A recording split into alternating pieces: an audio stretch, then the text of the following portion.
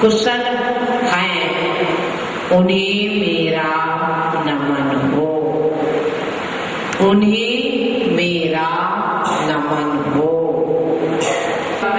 वही है ध्रुवम ध्रुवम नमः चौर्णम। ओम ह्रीं अर्हं नमो ध्रुवम ध्रुवम नमः स्वाहा। मंत्र जाप कौन सा लिखा है आपने? ओम नमो भगवते शत्रुसेन जय विजय। हाँ लिखिए मंत्र जाप। ओम नमो भगवते जय विजय मोहय मोहय स्तंभय स्तंभय स्वाहा।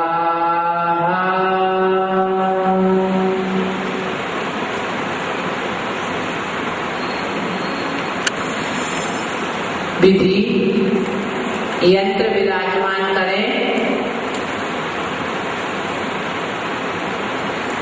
लाल माला, लाल आसन, लाल कपड़े,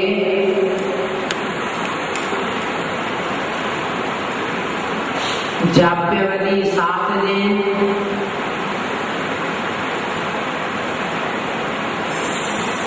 जाप्य संख्या प्रतिदिन 1000।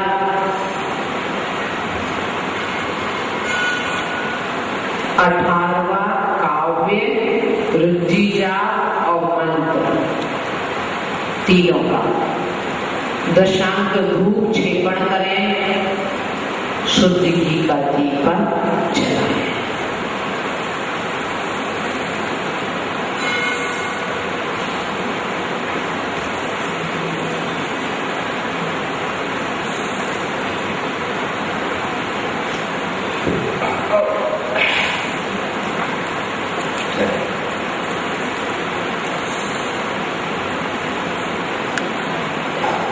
लिखिए फल।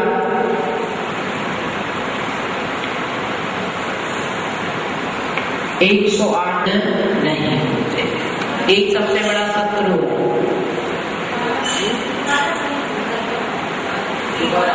फल। शत्रु की सेना का तो स्तंभन होता है 108 बार इंद्री मंत्र जपने से। दूसरे स्वयं के मन में व्यर्थ के संकल्प विकल्प चिंता को आदि दुर्ध्यान आदि उत्पन्न नहीं होता है।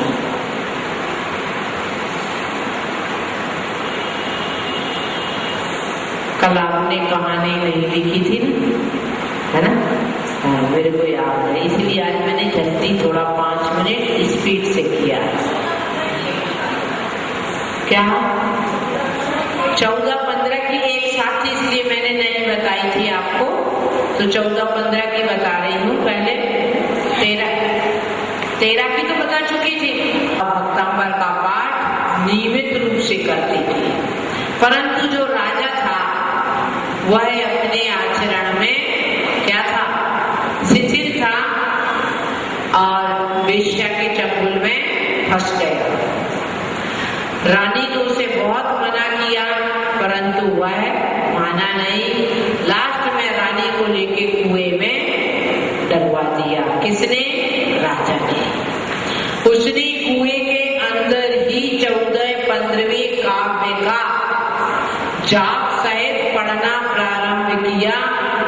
उस पुण्य के प्रभाव से देवों का आसन कंपा है। माता जी हमारा तो नहीं होता है, आपका मन कंपायमान रहता है, इसलिए देवों का आसन कंपायमान। पहले मन, जब आपका मन स्थिर होगा तभी तो। एक बात छोटा सा उदाहरण दूं। आप घर में काम कर रहे हैं, आप भी दुकान पर हैं, आपको किसी बड़े भारी बर्तन को, एक टेबल को खिसकाना है। आप हंस रहे हैं, बात कर रहे हैं, टेबल खिसकती है क्या? नहीं खिसकती ना।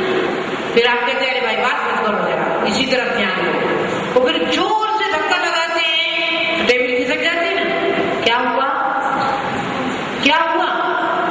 एनर्जी को आपने कलेक्ट किया। हंसने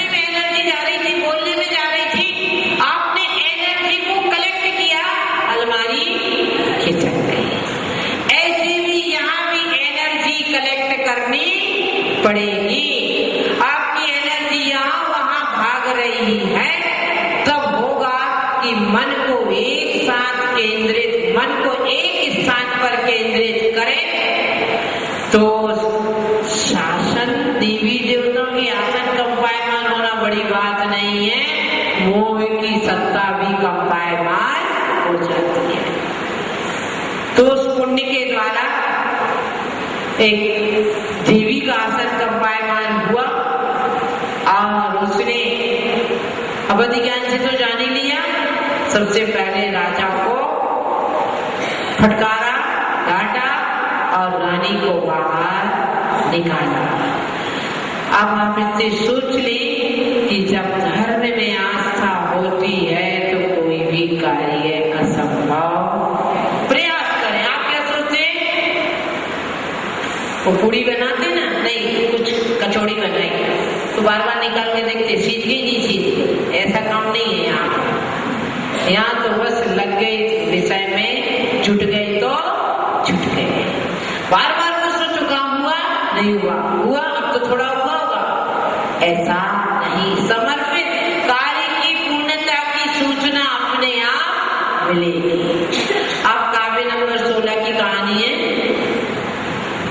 कि राजा महीचंद्र था, उसकी पत्नी थी और उनकी एक पुत्री थी मित्राबाई नाम की। वह 7 वर्ष की थी तब एक कारिका के पास पढ़ने चली गई, लौकिक शिक्षा भी और धार्मिक शिक्षा भी।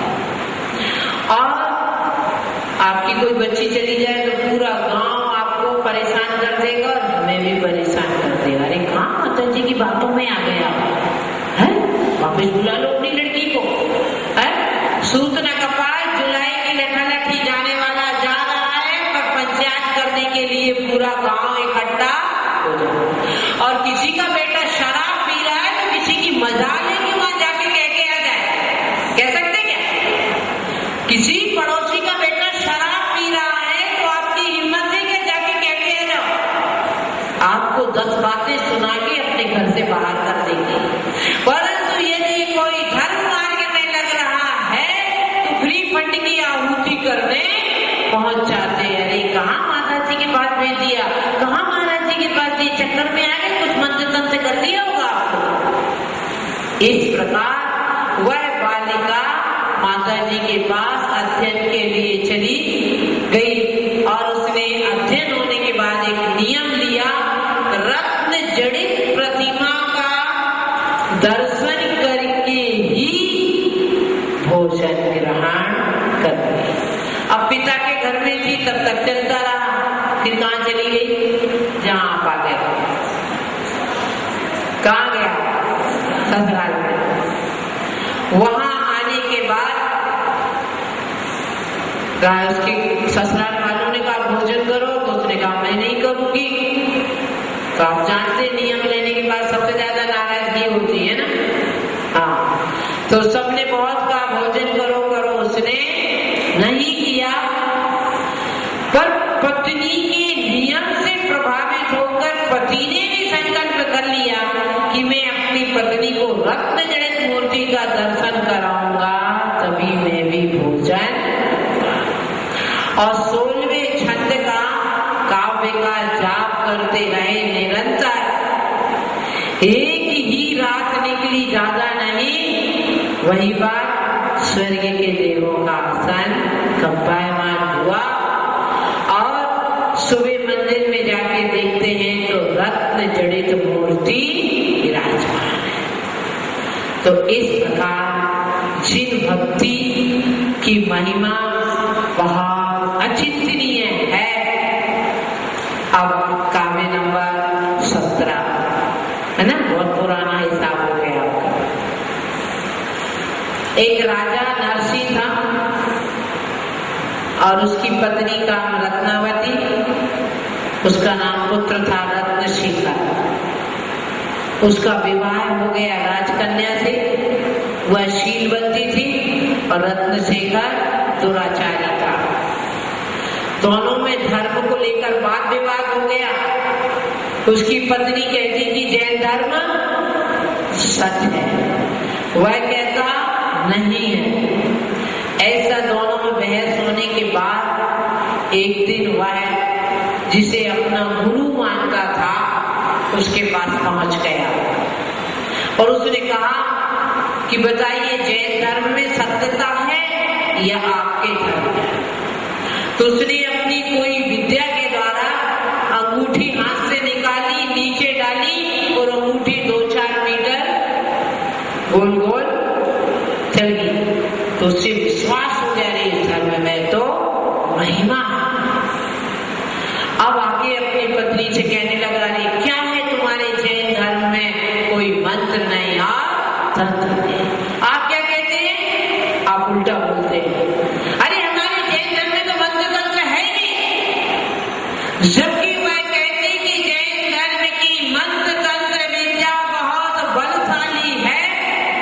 साधना करने के लिए मन पवित्र होना जरूरी है। आप उल्टा बोलते, आगम विरुद्ध वचन बोलते, हमारे जैन धर्म में तो मंत्र तंत्र है नहीं। यदि मंत्र तंत्र नहीं मानोगे तो द्वादशांग के एक अंग में मंत्र तंत्र का ही वर्णन है। आपको मंत्र तंत्र से आस्था क्यों उठ गई?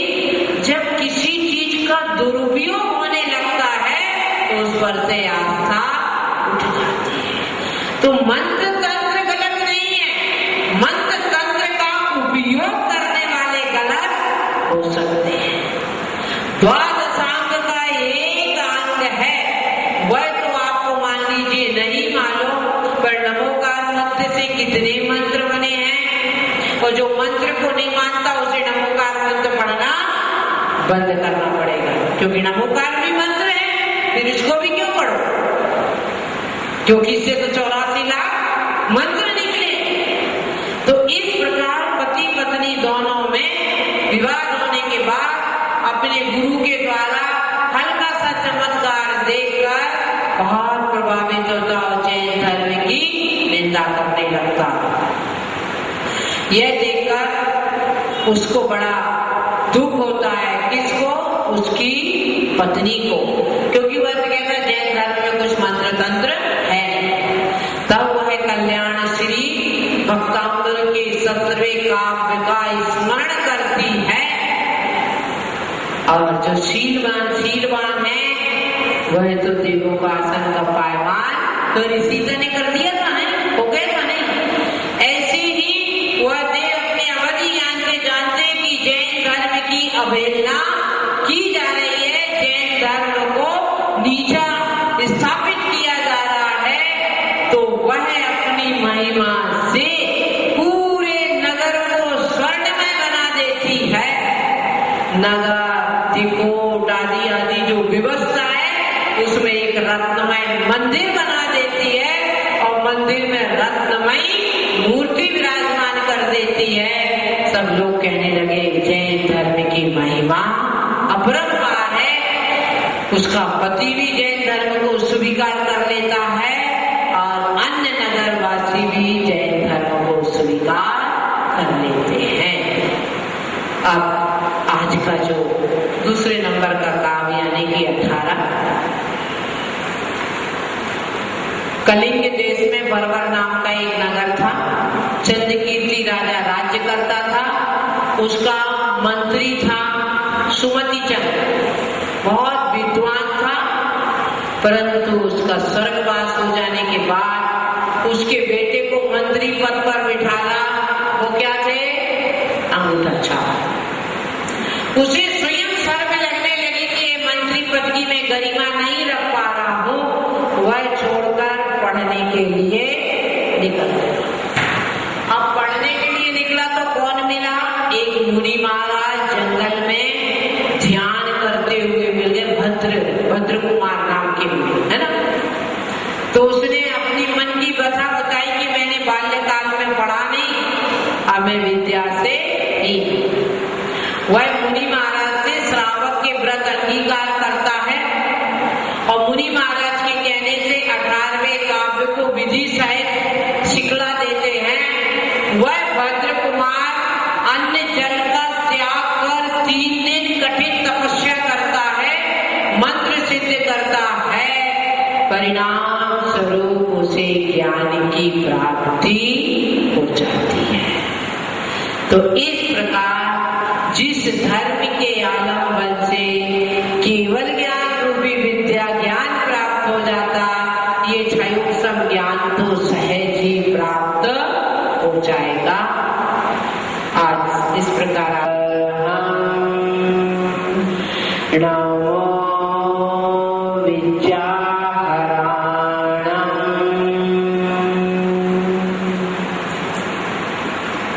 एक बार और बोल रही हूँ।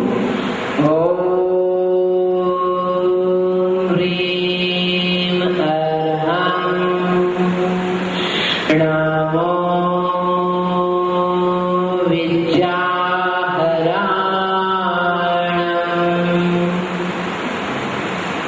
अर्थ, ऐसे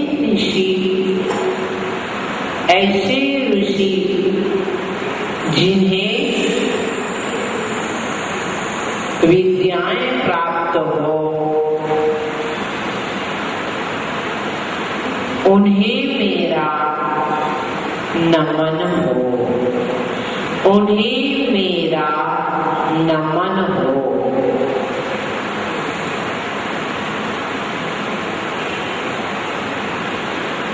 रुद्धि जाप लिखे, बस इतना ही है। श्रवम श्रवम नमः जोड़ना है। ओम ह्रीं अर्हं नमो विद्याहराणम्